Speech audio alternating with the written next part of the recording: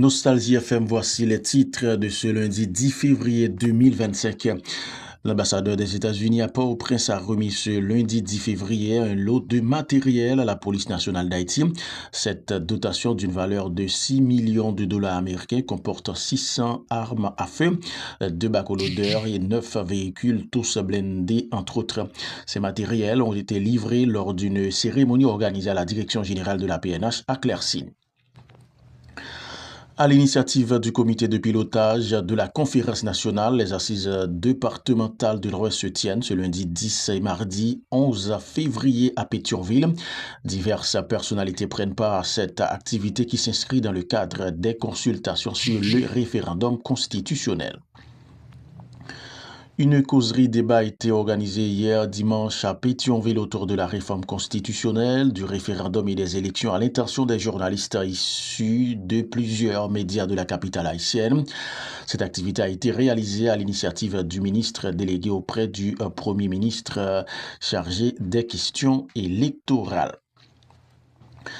L'ancienne première dame Martine Moïse a demandé au président américain Donald Trump de déclassifier les documents détenus par les États-Unis concernant l'assassinat de son mari, le fait président Jovenel Moïse. Elle a formulé cette demande à travers une publication sur le réseau social X ce lundi 10 février 2025.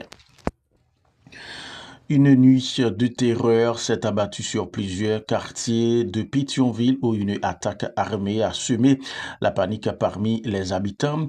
Les zones de Métivier, Doko, Grosjean, Malik et Mayotte ont été particulièrement affectées. Selon les premiers éléments d'information, il s'agirait d'une attaque coordonnée du gang Krasé Barrière visant à envahir ces quartiers. La police a riposté, plusieurs bandits auraient été tués. Le président du conseil présidentiel de transition, Leslie Voltaire, a effectué une visite à Kinskov, le requin découlé. C'est afin de rencontrer les autorités municipales ainsi que les responsables du commissariat de police locale. Cette visite vise à exprimer son soutien aux forces de l'ordre et à la population qui font face à des défis sécuritaires croissants. En visite également dans la commune, Paul-Antoine Bien-Aimé a eu des discussions avec les victimes des violences, leur assurant que le gouvernement travaillera à leur apporter l'assistance nécessaire. Il a annoncé une coordination avec la direction de la protection civile pour garantir un soutien humanitaire aux populations